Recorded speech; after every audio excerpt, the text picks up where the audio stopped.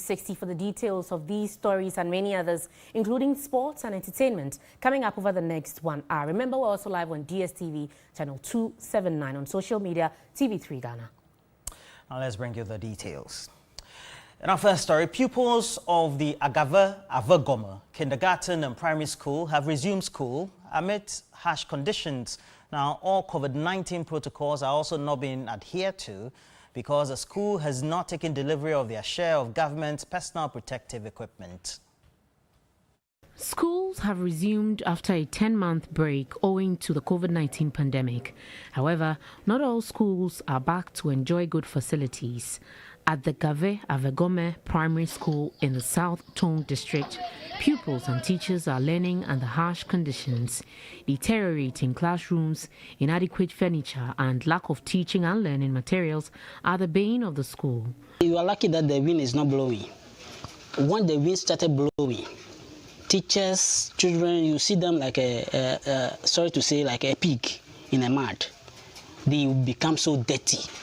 They all become so dirty. So day in, day out, parents have to wash their things day in, day out. Lower primary pupils bring kitchen stools from home while others sit and perform academic work on cement blocks. A portion of the structure accommodating class 6 pupils, which was destroyed during a rainstorm, has since not been reconstructed.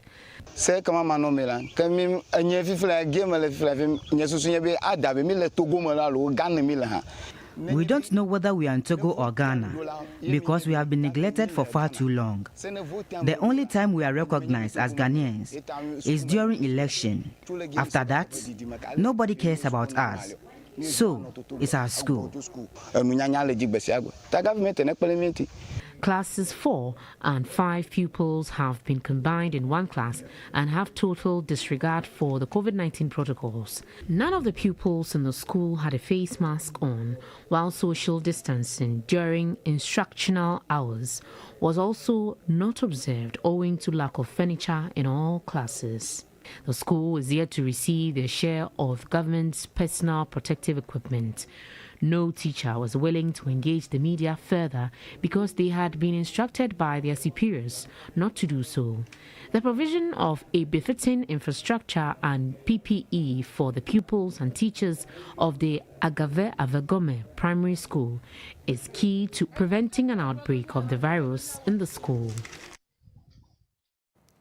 Education think tank Africa Education Watch has urged the Ghana Education Service to consider bringing back the shift educational system. Its executive director, Kofi Asari, believes this will help in dealing with the classroom congestion faced in some schools. The outbreak of the coronavirus led to the closure of all schools across the country for close to 10 months. After resumption, some schools are faced with classroom congestion despite recommendations by the World Health Organization for smaller class sizes to curb the spread of the virus. At the Kwabenya Atomic MA 1 and 2 primary in Accra, for instance, the Basic 1 class has over 96 pupils. Parents are eager to bring their children to school, but we are constrained with space. So what we are going to do now is to split most of the classes that are over and above the size of the classroom so that we'll be able to observe social distancing. Temporarily, we can create space in the form of canopies and pavilions so that some of the children can be taken outside of the classroom. For education think tank Africa Education Watch, the immediate intervention to deal with the issue is the reintroduction of the shift educational system. We shouldn't shy away from that. It looks as if the GNES is not too interested in running the shift system because it was a bit evasive in its own guidelines and frequently asked questions, where it indicated that junior high schools are going to run from 7 o'clock to 3 o'clock, which means that we are not interested in a shift system. The shift system cannot be overlooked, especially in urban and peri-urban schools with class size of averaging 60-70. That is the next best alternative we have. The group also wants schools management to meet with parents and other stakeholders to make alternate arrangements. We are also encouraging schools to hold PTA meetings immediately. PTA meetings can help as one of the platforms to finding out who can assist in supporting, in providing space or furniture for schools. And let's let the parents and the community members, let the SMC members discuss how they can support the schools to decongest and then run in the interim. Meanwhile, heads of private schools in the Boku West district of the Upper East region want parents to bear the full costs of the provision of personal protective equipment. According to them, they are still reeling under the impact of COVID-19 and also leaving the responsibility on them could also worsen an already bad situation. 222 basic private schools have collapsed nationwide as at Monday, January 11, 2021, per records available to the Ghana National Council for Private Schools. The records again indicate more schools are likely to go out of business completely if within few days and weeks after the reopening, things do not go according to expectation. Additionally, private school operators have another task of recruiting new employees since most of the teachers have resorted to other business ventures. And so it is obvious that now that we have opened, some of them might have gotten jobs elsewhere. Some of the teachers too have informed me that they have gotten admissions to go to schools to do further studies. And so there's some bit of challenge as we have just started. Shalom International School, for instance, recorded nearly 200 increase in pupil population on the second day of school compared to last academic year. According to the proprietor, Imoru Akugri Muhammad, some students feared the congestion of the schools put them at a higher risk of contracting COVID-19. He is worried government will not be able to provide PPEs for most schools, urging parents to take full responsibility for the awards PPE. We engage the parents in a discussion and then we would suggest to them to provide nose mask for the adult students. We'll do our best to provide some buckets, to provide water for washing, and some sanitary pads, sanitizers, and soap. The challenge that we have is providing nose mask for all the students. For the proprietor of St. Maximilian Kolbe International School and former president of NAT, Paul Apanga, though they are still in business, the impact of COVID-19 cannot be ruled out. Management's decision to upgrade the school into a boarding status has shelved, at least for now. So what we did was we started putting up teachers' quarters, and the plan was that by December last year we should have completed the building, and that was using you administer the school fees properly, and then the few cedis that you get, you push it into infrastructure. So because of the lockdown, students were not around, fees you could not collect, and so that project is at a standstill. Currently, the school's population has increased by 100% in the first week, with parents still calling to seek admission for the awards. Paul Apanga links the development to the impact of COVID-19 on some schools nationwide, leading to some folding up. The little that you get, you try to find a way to support the others. So it was a big challenge. The little that we were getting, they were not getting. It affected themselves, it affected other dependents, and that was not so good. But we had to manage it because it was a national crisis and we all had to obey the directives from the government. Let's still stay with COVID-19 and now to one of our headline stories.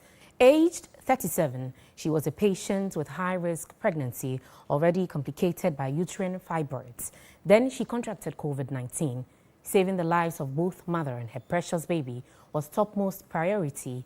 Her case was described by doctors at the Greater Accra Regional Hospital as a novel one, and for them, teamwork made the difference.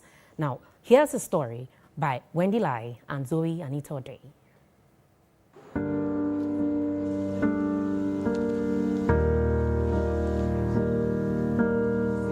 My husband started coughing. I thought it was a common cold because it came with phlegm, but they told us COVID was a dry cough, so I didn't suspect anything. But later in the night, I started having like really high fever. My temperature was elevated and I was sweating a lot. So I went to my gynae and then she advised me to go to Luguchi for a test.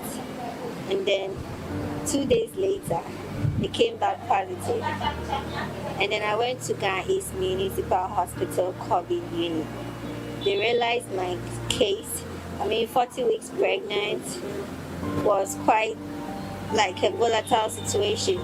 So they referred me to Ridge Hospital Intensive Care COVID unit. They gave me so many medications and then oxygen, and it was really, really difficult. I thought I was going to die, seriously. I could barely walk for less than 5 minutes without gasping for breath. I saw a highly pregnant lady with COVID. They were really, really surprised. Pregnant woman with COVID at 40 weeks plus 5 days. So eventually after 5 days, the operation was scheduled around 6 o'clock. I thought I was going to die because I'm quite an energetic lady. And then I realized with the pregnancy, my immunity was really, really low. So I couldn't bear any of the symptoms at all. And that was when I realized, yes, this lady is really weak this time around. They assured me it wasn't going to affect the baby. So that gave me a little bit of reassurance. So the rest was for me to be able to fight and gain my strength and deliver the baby. But I realized at that moment I couldn't do it all by myself. So that's why they decided to do the elective C-section to take out the baby. It was a peculiar case from the rest because the patient is an elderly nulip. When I say an elderly nulip, it means that she's a bit advanced in age before getting pregnant. And so, and she was due at the referral site. And so that means that labor could set in at any time. So we received her, we admitted and started monitoring in conjunction with the obstetrics and gynecology team. Upon review, we realized that her pregnancy had been complicated with fibroids, multiple uterine fibroids. And so that is one major reason people can advance in age without giving birth early. And so that makes her a patient at high risk. We say she is at high risk pregnancy.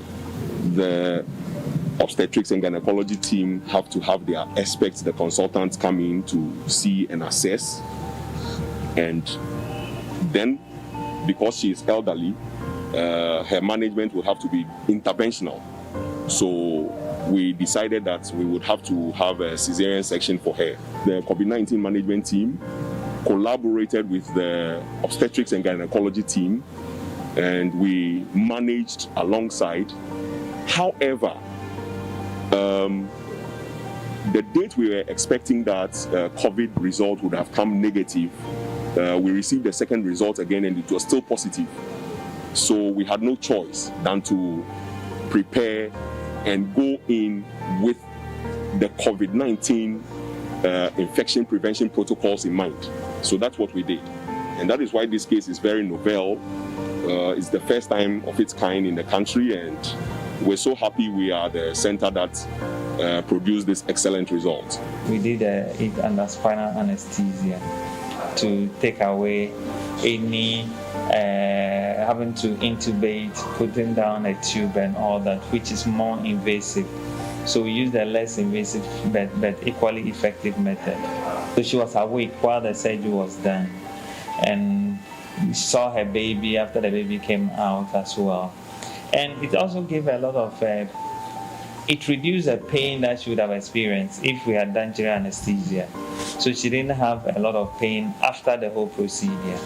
This really taught us that it was possible to do the operations on COVID patients successfully without you overexposing yourself. Studies have shown that babies don't get infected. COVID is not a death sentence. No, once you get COVID and you report on time, you know, the necessary things are done for you. Those who get complications are those with underlying conditions. 5% of COVID cases become severe. About 80% are mild. So there's no fear. After seeing my baby, gives me a little bit of strength. But with COVID, you can never circumvent the symptoms. Thank you to Dr. Emmanuel Adipa and Dr. Dazi, the head of the surgery, and then to the nurses. They're really doing very well. And to my family as well. Since she returned from theater, she hasn't been on oxygen. So it means she's practically recovered. And the operation was successful. So we all left here around 10 p.m. because we wanted to see what would be the outcome. So while they discharged her by the obstetrician gynecologist, we also discharged her from our center. Take care of yourself and baby, okay? Well, good work so far done by doctors and other experts at the Greater Accra Regional Hospital. But still on COVID, the director for the West African Center for Cell Biology of Infectious Pathogens, Professor Gordon Awandari, has noted the new COVID-19 variant is interacting differently with Africans than the original type. Speaking on TV3's Current Affairs program, The Key Point, he called for sustained surveillance, testing and enforcement of safety protocols. Stories we're hearing from the doctors, it seems like there's a higher number of, or a higher percentage of people who, when they get infected this time, they get sick. So that means that the percentage of symptomatic people is going up, or the percentage of asymptomatic is going down. Now, again, this is just based on they observing what they see. For example, seeing young people that normally, if they got it, they will not be very severely sick. They're seeing young people who are severely sick and some dying without pre-existing conditions. So that may suggest that this new variant interacts with Africans differently. Meanwhile, Professor Fred Binka has warned lockdown without the ability of testing for COVID-19 will not address the problem. The professor of clinical epidemiology, School of Public Health, University of Health and Allied Sciences at Ho suggested government goes back to the Kwame Nkrumah University of Science and Technology rapid testing kits as a basic tool to help in the fight against the virus. Every country has to be able to produce some things that are internal. And that KNUST test was a great signal that we could do a test. Yes, it was not perfect. It's just like if we're starting to manufacture cars here, we're not going to manufacture the Mercedes-Benz or the top-range vehicles. We'll start from somewhere. The problem we have in Ghana is that we set standards, and then we are resolute about those standards because that's the only way to make sure that nobody passes through the hole. But regulatory authorities must look at risk against benefits. And if you are in Ghana, a test that can clear 40% of, is 40% sensitive, I think you should start with that. You don't throw it away when against nothing. I get to my point. So there are the risks and benefits. Yes, 60% of the people will not find them, but we found 40. And based on our resources, we can use that to track the 40. Well, good effort there so far by the expert, and based on their advice, perhaps we can take some better precautions when it comes to that. But look, let's look at the sub-regional level. And the president, Nana Addo Dankwa Akufo-Addo, has called on member states of ECOWAS to strengthen their unity and solidarity in the midst of COVID-19 pandemic. Now, speaking at the virtual 58th ECOWAS ordinary session, he said the pandemic is a clarion call for member states to remain faithful to the main objectives of ECOWAS, which, among others, is to promote cooperation and integration for the well-being of all citizens in the sub-region. The 58th ordinary session of the ECOWAS Authority of Heads of State and Government was held virtually on January 23 owing to the pandemic. Chairman of ECOWAS, President Akufo-Addo, said member states must fully embrace lessons of COVID-19 and do more to protect its citizens. The time has now come for us to work earnestly towards the vaccination of our populations. We need to send a strong signal to them from this summit of our determination to protect them. Excellencies, the pandemic notwithstanding, we have preserved and strengthened the gains of regional integration, particularly in the area of consolidating democracy, pursuing the free movement of goods, and developing economic infrastructure. Leaders considered the report on the ECOWAS Council of Ministers while also deliberating on the political, economic, social and other issues affecting the region. We continue to face critical security challenges with deadly terrorist attacks in Mali, northeastern Nigeria, Burkina Faso and Niger. I reaffirm our strongest condemnation of these attacks in our region and community and deploy the activities of these criminal terrorist groups. We sympathize and extend our deep condolences to affected countries and the families of the victims. On the ECOWAS Regional Security Fund, created in support of a 2020 to 2024 anti-terrorism action plan, President Akufo-Addo said Ghana has committed to contribute $50 million over a 5-year period. Ghana, on its part, has decided to pledge $50 million over the 5-year period, of which $10 million is destined for the fund and $40 million for the domestic empowerment of our border security against potential terrorist incursions.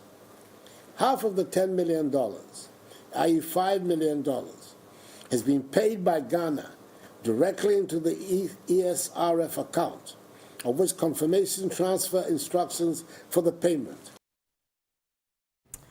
And in Parliament, Speaker Alban Bagbin has announced that the House will, from next week, hold virtual sit-ins as part of measures to curtail spread and threats of COVID-19. According to the Speaker, only 1/3 of MPs will be required to be present in the chamber, while others transact businesses from their offices. But there's a lot of work to be done next week.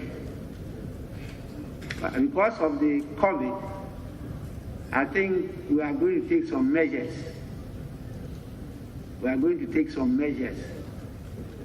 We will be needing about 1/3 of members on the floor. The rest will have to do virtual parliament.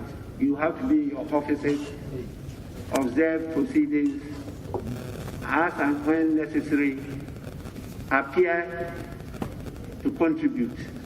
But we're not going to allow this kind of sitting again. We are also making preparations, if possible, from next week to make use of the new tent that is provided down there where we used to swear in His Excellency the President. Whilst we give this place for fumigation and thorough scrutiny, and also the installation of other gadgets that could make the environment better for the work of Parliament, at least make it more difficult for the virus to survive or be transmitted to another person. And so during the course of the weekend, there will be a lot of work not only on the floor of the House, but also the precincts of Parliament, including your offices. And so please, honourable members, cooperate with the parliamentary service to get this thing done. And amidst schools of higher learning taking precautions, the Ghana School of Law has also introduced a triple track system. Now, it is to deal with the large intake of students admitted. Acting Director of the Ghana School of Law, Maxwell Opoku-Agyeman, said the school has come under intense pressure to improvise and is due to the high number of passes scored during the entrance examinations. He spoke to the media on the sidelines of the induction ceremony for law students. The General Legal Council came under intense criticism after 1,692,000 out of 1,820 applicants failed to meet the 50+1 threshold mark in order to gain admission into the Ghana School of Law in 2019. An independent examination commission's report on the abysmal performance angered the failed applicants, which resulted in series of protests. The General Legal Council then made some reforms, which included the reduction of the number of subjects examined from 10 to 6. Last year, more than 1,000 applicants who partook in the law entrance exams gained admission and have been inducted. But infrastructure to accommodate the students now poses a challenge. Acting Director of the Ghana School of Law, Maxwell Opoku-Agyeman, indicated management is compelled to devise innovative ways to accommodate all students. We have exhausted all the facilities. The challenge will be this year, 2021, where those will be admitted, where we put them. But the council has approved that we should construct an emergency academic facility on our land, the University of Ghana. We hope we will be able to do it and then go forward to accommodate. He said management has also introduced a triple track system to save the system. You do the exams this time and over 1,000 pass. You can't say you don't have the facility, because if you do that, then you are not being consistent and honest. So the council decided that 1,000 plus have passed by their own procedure and precedent. They have to admit them. Therefore, we decided to introduce the triple track class system, where each class, so you have class A, class B, class C. Monday, Tuesday, we come and finish all the subjects. Wednesday, Thursday, they come and finish, and Friday, Saturday, all the 3 campuses. Based upon this, we were able to accommodate all of them. In fact, other speakers at the induction ceremony urged the inductees to uphold academic integrity and good behavior. And now the University of Professional Studies, UPSA, has reviewed its academic calendar in view of the COVID-19 pandemic. Academic activities within each of the 13-week semester will be held in 2 forms, face-to-face and online. The move, according to the Vice-Chancellor, Professor Abednego Fehi Oko Amate, is to reduce contact hours in line with COVID-19 protocols. The joy of students returning to school after nearly a year suspension of regular academic activities is still being met with uncertainties. The increasing cases of COVID-19 has put pressure on heads of educational institutions to vary their programs in order to ensure safety. For the University of Professional Studies, UPSA, the 2020-2021 academic year should be delivered through blended teaching and learning until further notice.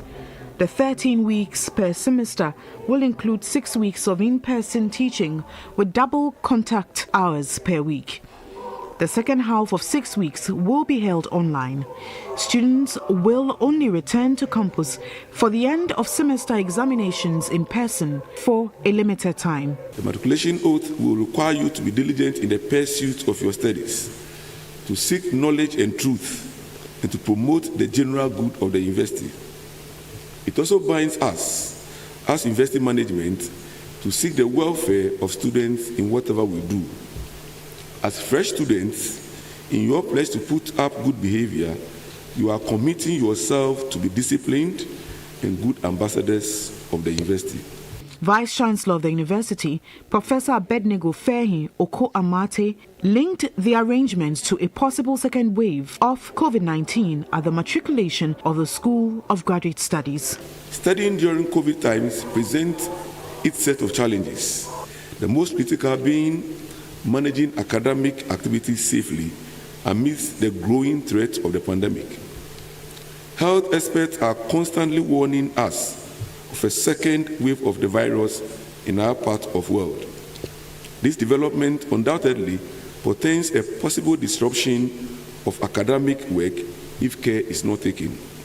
To this end, I would like to add my voice to the call on all of us to play our part in the fight against the virus by adhering to all the COVID-19 prevention protocols. The university admitted 1,212 out of 1,288 postgraduate applicants for the 2020-2021 academic year. This includes 25 PhD students, 31 MPhil students, 658 MBA students, 143 MA and MSc students, and 26 MBA. This year's intake represents about 26.87% increase over the previous year. Well, we have to go for a break. And when we come back, we'll have more stories for you.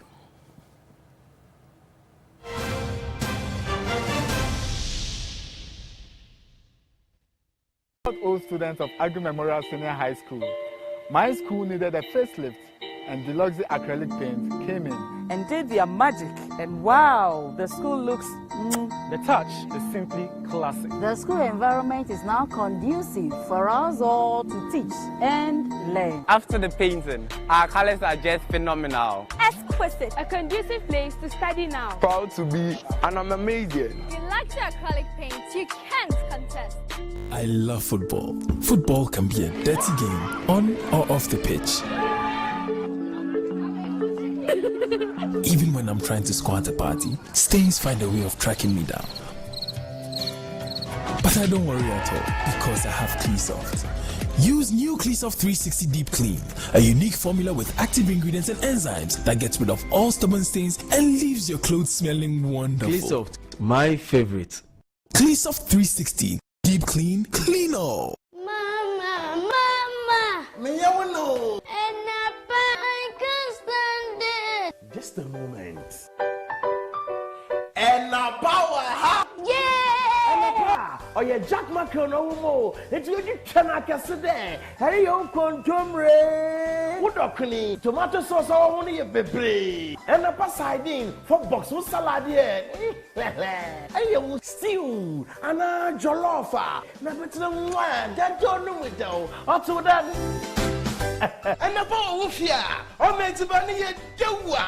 Joanna Passoy sauce. Check for you, sir. Oh, more tasty. And the baked beans for the breakfast. Let's all a salad in the mom. Oh, she. And a patuna. We can puffle. Let's all a salad in the mom. Oh, taste good. And a pan on dairy creamer.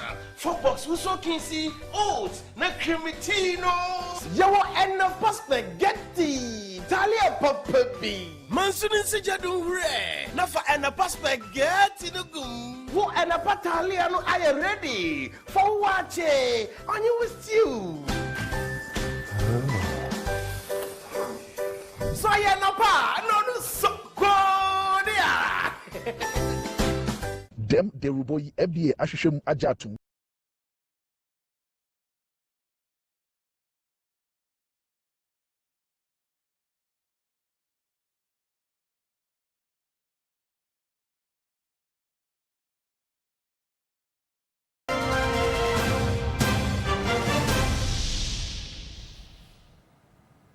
Thank you for joining us once again. Now, dealing with post-harvest losses in rural Ghana remains a challenge for farmers, especially due to bad roads and the lack of storage facilities. But for women in Yao Donkop in the Ayin-Swano district of the Eastern region, they found a way to turn tons of harvested cassava into gari to cut out wastage. Komla Adom reports residents have also found good markets for the commodity too. It's barely midday on Friday and already some residents have harvested lots of cassava from their farms. Cargo trucks are not scheduled to come here today, so some farmers are bagging their harvest to be carted out of town the next market day. A host of women are preparing to use the cassava to make gari, which can be preserved for months. 36-year-old Comfort Ejebia, who has been making gari for 3 years, is already milling her fresh cassava. Besides, I made a gari 3 years.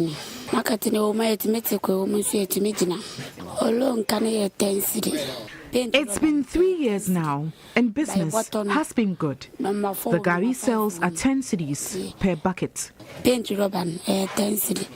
By bottom, number 4, number 5 room.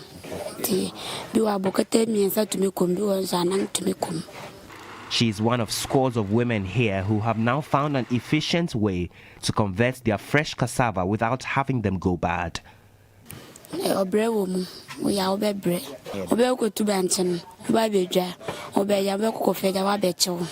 It's tiring, from harvesting the cassava to milling and roasting it.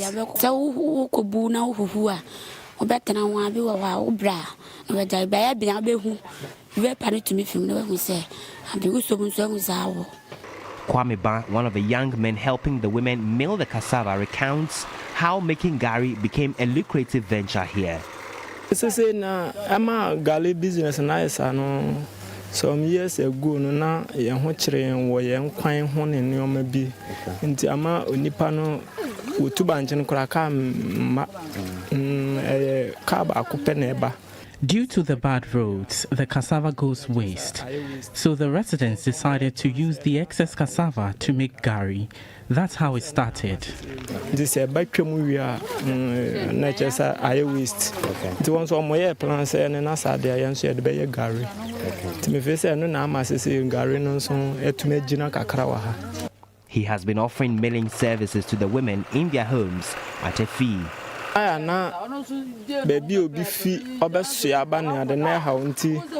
It is difficult for the women to carry the cassava to the mill, so we take the mill to their homes.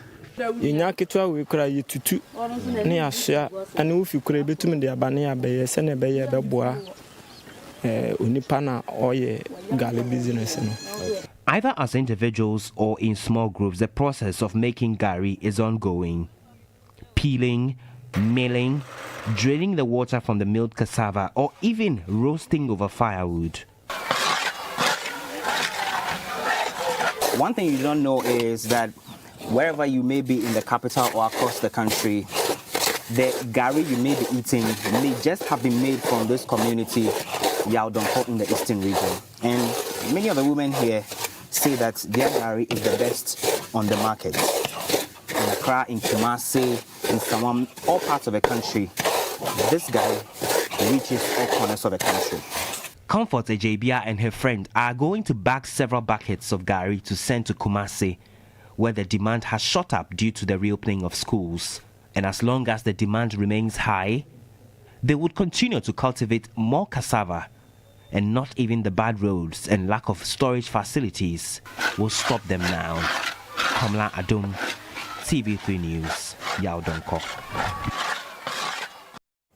Let's now go to the Upper East region, where disaster looms in the Bolgatanga municipality as some high-tension electricity poles along the Bolgatanga-Zwarungu stretch have been burnt through human activities. The 2 wooden electricity poles near the Bolgatanga Central Market have been burned at the base.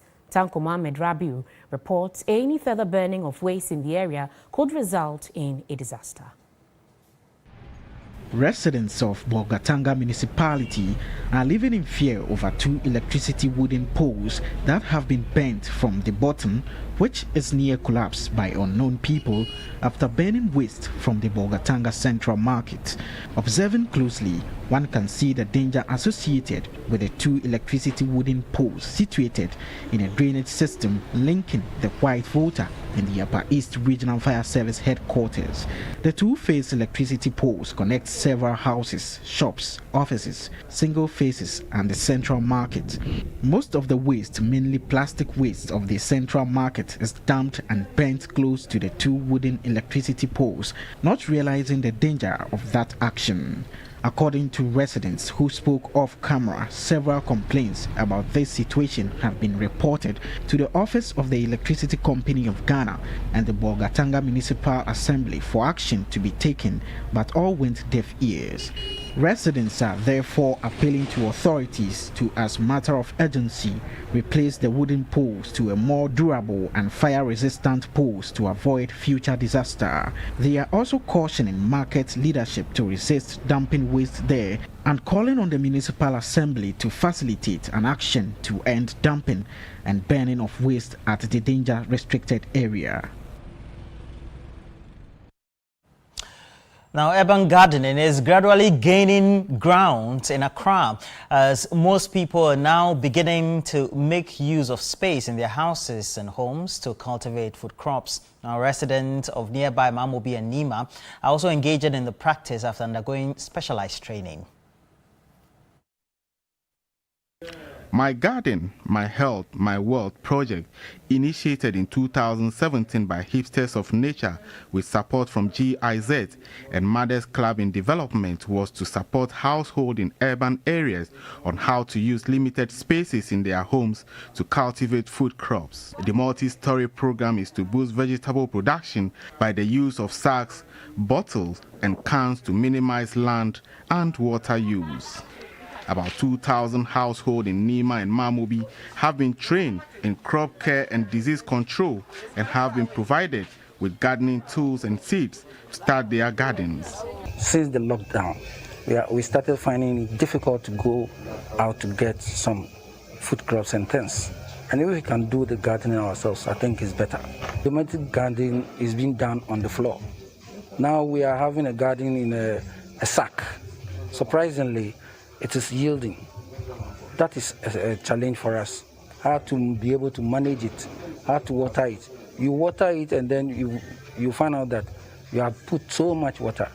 And then you try to reduce it. If you don't take it, you lose it. You go training, and I'm try the we are bed and I'm say I didn't say my draw I bet media water I bet mix. We've been taught. And because of the training, we are able to take care of our garden. It's organic, there is no medicine. A member of the Council of Zongo Chiefs, Chief Baba Isa, urged residents to support the project.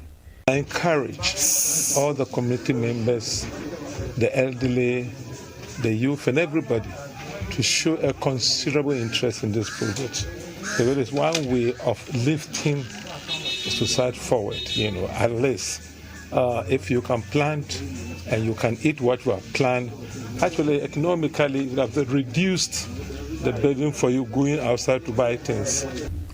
One of the organizers, Divine Agboli, said they intend to reach out to several households in the cities. We will be moving to other densely populated communities who this project will be very beneficial. The idea is that in a short time to come, all households within our urban settlements will have their own, crops or their own vegetables and fruits growing in their households to supplement their food chain for better life. Great initiative there. Let's look at some more stories tonight. The Minister of Health designate Kweku Ajiman-Menu says investigations have commenced to ascertain why some health facilities are charging before testing for COVID-19. He made this known while receiving medical supplies from the World Health Organization. The recent increase in COVID-19 cases in Ghana has raised concerns and brought pressure on some healthcare facilities. The Minister of Health designates reacted to concerns that some government health facilities are refusing to administer testing on patients. Some of us have decided to make money out of the testing capacity that we have expanded, and people are being charged to go for testing. In some instances, what we are hearing, we are investigating some of these rumors. If you go, they deliberately tell you they can't test, but if you pay money, they test. And 3 days back, even in Parliament, a colleague from Tamale informed me that they are not testing COVID in Tamale at all. When we set up the veterinary unit to test in Tamale, and we have PCR machines also tested in Tamale, I've sent word that we should investigate to reports for us to see what we can do about these test areas. Meanwhile, the World Health Organization has donated 100 cylinders with oxygen and personal protective equipment to the Ghana Infectious Disease Center. The acting country representative of the WHO, Dr. Sally Anohene, said the donation is to deepen the efforts in the fight against the pandemic and to ensure the safety of health workers. This is where we take a break. We'll return with some sports news right here on NEWS360.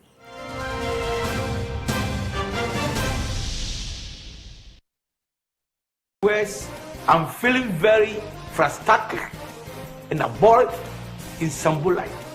I'm very happy. If you don't understand, don't worry, because myself, I don't understand. We'll cross over to our senior reporter for more details. You know, I'm learning to make a bluff. I'm not funny, I just said. Vodafone, I'm not quite set. Ultimate Sanisika to Topia, Emily to Topia. I got all the network. I will check up there. Me to see Montezo. Diamond fucking. Fifia, Matero said, don't you put charges, man of me. See, the excitement for me is that I get to save a lot on Vodafone cards. Sending money on Vodafone cards to all networks is now free. Send any amount of money as many times as you like to all networks for free. Dial *110# now to send money. Anyone for Masumo. The future is exciting. Ready?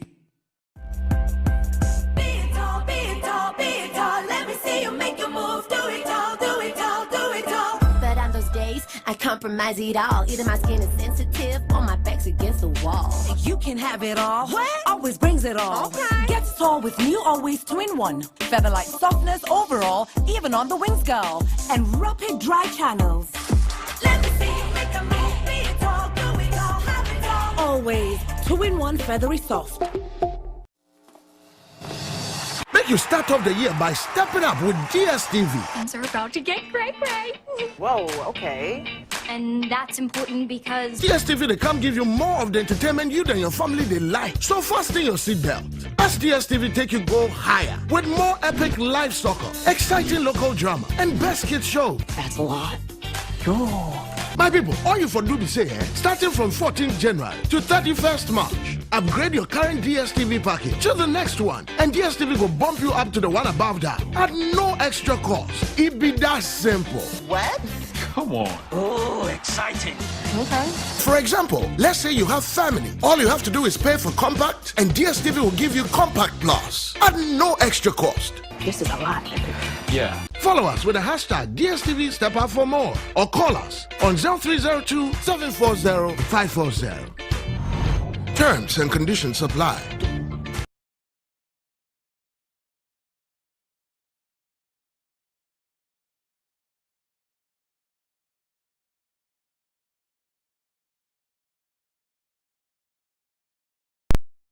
Sports segment is brought to you by Consolidated Bank Ghana, CBG.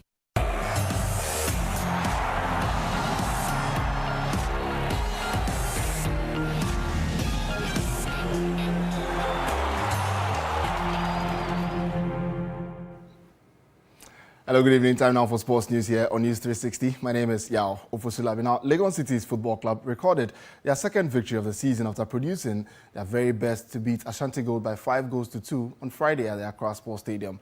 The Royals made back-to-back home wins for the very first time this season in the Ghana Premier League. The win sees LEGON City's move out of the relegation zone places as they move into 15th position on the league standings. Good touch from Abagna. Yawano fails to get a control that he rightly wished for. Fatau in trouble. He's gifted a goal. Yawano has broken the deadlock. And here is Legon City's good crossing. Nobody does the connection. Beautiful. Beautiful. Awesome. Magnificent. There he goes. Can he send a decent cross? Yes, he does. Awesome. ASHGOLD are back in it. It's 2-1. Boasia ASHGOLD. He gets it out, and it's for Aqua. Atukwe is onside. Jonah Atukwe! First half. Legon Cities! They are up by 3 goals to 2. Baba Mahama. Another opportunity for Legon Cities. Mahama with a back heel. It's the 4th goal. David Kujo has made it 4 for Legon Cities. That was a powerful drive from Ampim Da Costa. Fatau again. Referee whistles. Another steps forward. And Dauda saves. Good save, Dauda. And he's made up for that error. Andrew Adarisa whistle to his mouth. He's blown it. It's over. Because I told them that goal scorer, it is not by the striker, no. Goal scorer is the one who's closer to the pole. Immediately you come closer to the pole, whether you are a defender, you are this, you have to score. And that was what we have been doing at the training grounds. From Monday up to yesterday, that's what we have been doing. Everybody that goes closer to the pole should score. And now I had about 3 people scoring the 5 goals. That was Legon City's highlights there and their coach Bashir Hayford. But some more stories, and from how to stretch to what to eat, the West African Football Academy's physiotherapist Raphael Jamefi shows how to speed up recovery. Now coach Prosper Nete goes back home as his team lock horns with Ebusondor's football club at the Cape Coast Stadium. And here is a report that details their recovery process at the West African Football Academy. It is recovery time after an intense match against Asante Kotoko.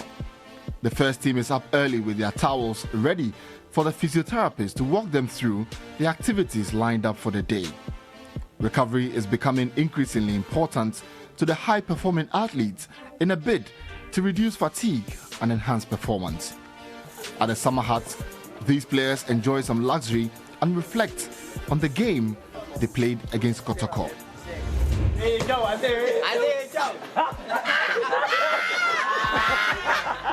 In next to no time, physiotherapist Raphael arrives with ice packs in the bowl. The players go through the first order of the day, an ice bath, which is a form of hydrotherapy. So mostly the first 1 or 2 minutes is very, very difficult because the body has to adjust. But after 2 minutes, 1-2 minutes, the body will just adjust and then everything becomes normal. Imagine running a distance of 8 to 12 miles at a moderate to high intensity in 90 minutes. This is the level of exercise and athletic ability required of soccer players. Recovery is extremely important for a player. After every game, like we did this morning, we do the ice therapy just to get the muscles fresh, just to also reduce some swelling. The body needs some assistance to promote recovery, and therefore players were introduced to the swimming pool. So I'm going to start with some knee hikes, okay? So let's go. Let's go. Let's start. Go. Go. Go. Players were asked to spread within the pool. The exercise took a form that engaged them to exercise as if they were on the field. It is known that optimal recovery from training and competition may provide numerous benefits for athletes' performance. You feel relaxed after games when you do this. Like when you do a poolside work, you get a lot of relaxation. When you go inside, you get a lot of sleep and you recover easily. It's also very important, I must say that, because like if you have a certain knock in you and you are not even seeing it or feeling it, after the ice bath you are going to know that okay, you have a knock here or something like that. Yeah. Well, now to some Ghana Premier League results. And Accra Hearts of Oak drew 0-0 with Brekum Chelsea, and then Karela also drew 0-0 at the Accra Sports Stadium with Accra Great Olympics. And that's how we end the sports news this evening here on News 360. My name is Yao Ofosulabi. Entertainment news is up next. Entertainment news segment is brought to you by Food Lover Special Fragrance Rice.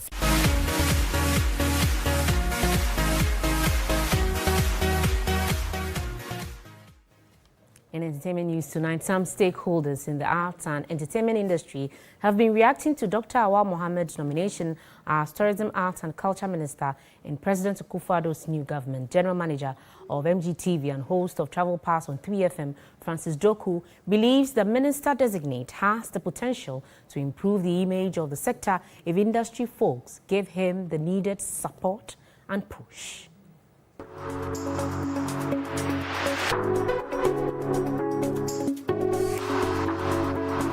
Although Ghana abounds in tourism potentials, it comes nowhere near other countries who are generating huge revenue from the sector.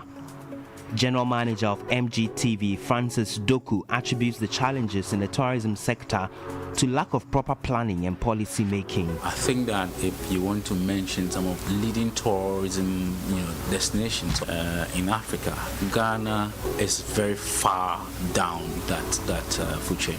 So there are a lot of things that have to be done. First of all, we need a framework. We need a very strong tourism destination marketing strategy.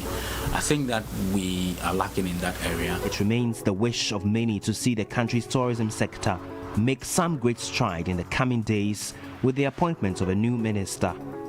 This, according to Francis Doku, can only be attained if industry folks give him the needed support and push. The president has a mandate to develop or build all those areas, and he has chosen somebody that he trusts can do it. What those sectors could do, or if you take the entire industry could do, is to work with him and kind of support him and make sure that we all succeed. And there's a need for him to show that, look, he understands what he's coming to do, but even if he doesn't, some of the areas he needs to confer and let people advise him, choose the right advisors and all that. Because it's only doing that I believe he can succeed. And his success is also a success for all of us who operate within that sector. So I think we need to work with him and give him the support and trust that as the leader he'll take us to where we hope to be. The name of a new minister designate has been submitted to Parliament pending vetting and approval. I think it's a very tough job, and as you know, tourism is also a user agency for almost everything. How do we improve on our health tourism, our agricultural tourism, everything? How does the tourism industry lead that way for Ghana to become the destination that people will look out for in terms of everything? Those, I believe, are some of the things that Dr. Awal would have to put his mind to. But I believe that as a marketer, he's proving beyond all reasonable doubt in some areas that he occupied before. As far as his business acumen is concerned, his connection, his understanding of the terrain, I think he's cut for the job, and I wish him all the very best. This is Doku, an expert in the industry speaking there. But Larry King, giant of U.S. broadcasting, who achieved worldwide fame for interviewing political leaders and celebrities, has died at the age of 87. And Larry King conducted an estimated 50,000 interviews in his 6-decade career, which also included some 25 years as host of the popular CNN talk show Larry King Live.